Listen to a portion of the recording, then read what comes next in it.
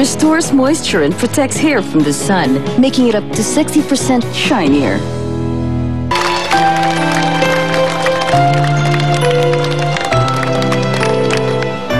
Welcome back to Starbucks, mga kaibigan. Kapiling ko po ngayon si Aling Tess. 20 taon na nakakaraan, naging biktima siya ng rape. At never po niya itong pinag-usapan openly, maliban sa kanyang asawa. At ngayong umagang ito, pinaunlakan po niya tayo na pag-usapan natin, balikan, at mawalang galang na po, kahit paano sariwain. Yung araw na kung maaari lang, pwede niyang burahin, buburahin po niya. Aling Tess, 20 taon na nakakaraan. Kaibigan mo, ang mismo nag-set up sa tiyuhin niya para mangyari yung pang-rape sa'yo.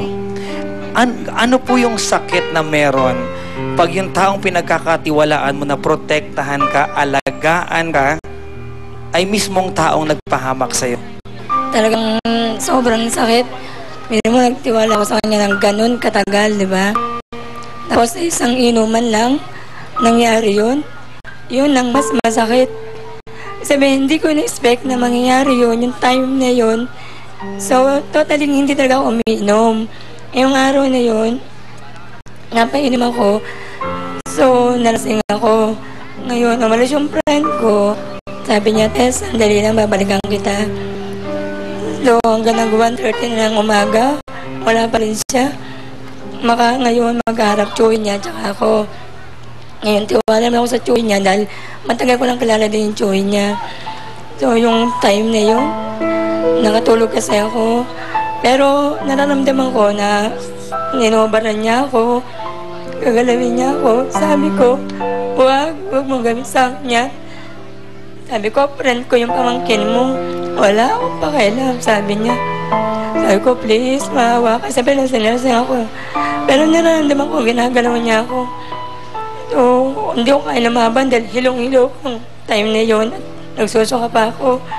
Yun ang istorya nun. Aling Tess, kung halimbawa 20 taon na nakakaraan sa araw na ito, magkasalubong kayo ng kaibigan mo, sabihin niya sa'yo, magpapaliwanag siya, Tess, kahit kailan hindi ko ginustong ipahamak ka, patawarin mo ako. Alam ko na sabi mo na, meron bang kahit maliit na puwang sa puso mo para ibigay iyon? Hindi ko masabi sa ngayon yun eh. Kasi nandun pa nga yung galit, di ba? So, kung patatawarin ko siya kaplastikan lang, plastic, mas napaplastikan ako sa sarili ko. Di ba? Huwag na lang, hindi ko siya matawarin. Parehas na ng tsuhin niya. Mama, napakalalim na po ng usapan namin ni Mami Concepcion dito, Nay. At ang sinasabi po niya, bagamat napatawad na niya yung anak niya si Mary Jane, no, sa pang-aagaw sa kanyang asawa, malaking bahagi kung bakit hindi po niya nakakalimutan ay ang sumbat ng mga kamag-anak at mga kapitbahay. Yung buong baryo, alam po kung ano yung nangyari. Ano po ba yung tinatanggap ninyong mga sumbat? Yung sinasabi po, yung anak mo, makapal din na mukha, yung asawa mo, inagaw pa sa kanya sa'yo. Yun nga po, nahiya nga po ako, tuwing dumadaan ako sa mga kapitbahay na minsan po pag-uusapan ako. Yun nga po, kaya pa sa mga kamag-anak ko rin po, nahiya ako. Siguro po, Nay, kung babasahin lang natin, Nay Concepcion, yung mga nasa placard, no? Bakit hindi mo isagot yung mga nakasulat na yan? Basahin mo, Nay. Kung ang Diyos nakapagpapatawad, ako pa kaya? Ba't hindi yun ang isagot mo dun sa mga sumusumbat sa'yo? Pero ngayon po, nung namatay na siya, talagang, ano ko po, sabi ko, total, namatay ka naman. Patawarin ko na po siya, Lord. Nasa kabilang buhay na siya. Gusto kong makasama din natin yung anak mo na si Mary Jane. Mary Jane, halika nga dito. So sa ngayon, magkasama na kayo sa iisang bahay. Magkasama na po sila sa isang bahay kasama yung 6 na anak mo na si nanay mo ngayon ang tumataguyod sa inyo. Opo. Mary Jane, ano ngayon ang masasabi mo sa kay Nanay Concepcion na napatawad ka nga, oo nga? Totoo po yun. Kasi kahit ako nahiya sa sarili ko kasi sa ginawa ko eh. Eh, araw-araw, parati ako nakikita, pinag-aanan nila ako, parang pinagtatawanan nila ako kasi isa ginawa ko sa nanay ko. Nanay mo, asawa ng nanay mo, ginawa mo sa nanay mo yon, sabi sa akin. Sabi ko, tapos na yun eh. Paulit-ulit.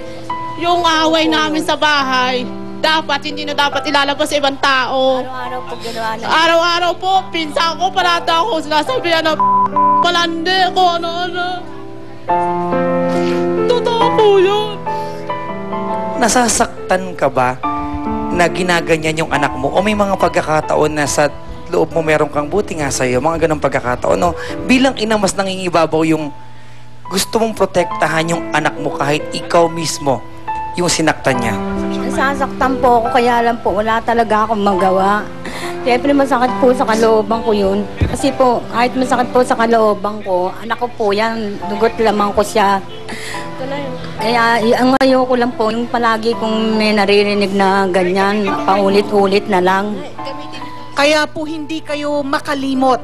Bagamat nagkapatawaran na kayong mag-ina, hindi ganapang kapatawaran dahil hindi nyo malimutan dahil lamang sa sumbat ng kamag-anak at kapitbahay sa baryo nyo. So sa kapitbahay po sa Tambunding ng mag-inang ito, nagmamahalan, bagamat po dumaan sa napakalagim na kabanata sa buhay nila, nais na po nilang magpatawad sa isa't isa. At hindi po nawawala ang pagmamahal ng ina sa anak at anak sa ina, kayo lamang po ang hadlang.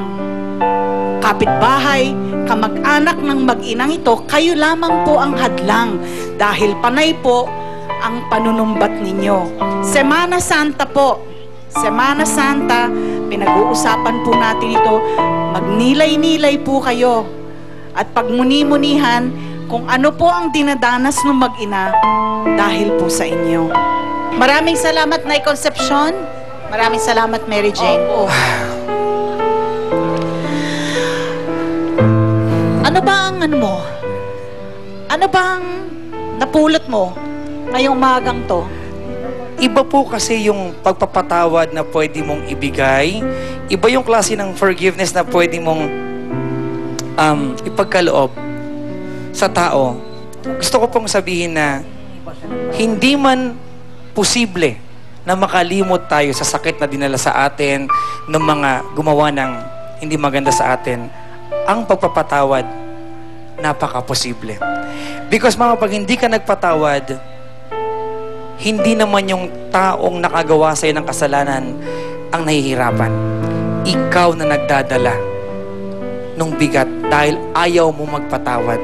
It's a choice. Maraming kasabihan tungkol sa pagpapatawad. Ang pinakamatamis daw at pinakaganap na paghihiganti ay yung magpatawad ka.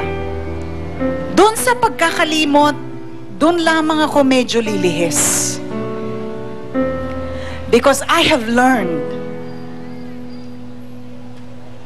Meron kasing mga tao na pwede mong patawarin at kalimutan yung sakit na dinulot sa'yo.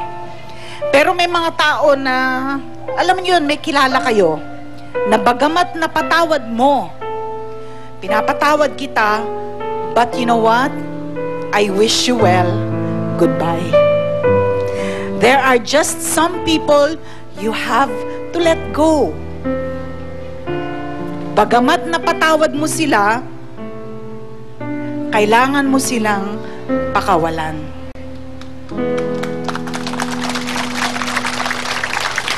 Papa Jack,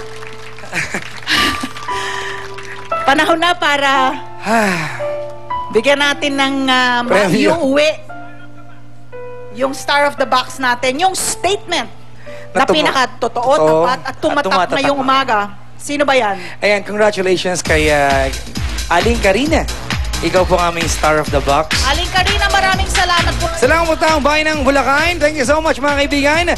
Samahan niyo kami muli kung saan ang issue ng mga sikat. Issue natin lahat. Dito lang po sa Starbucks! Dito Kasali Ka.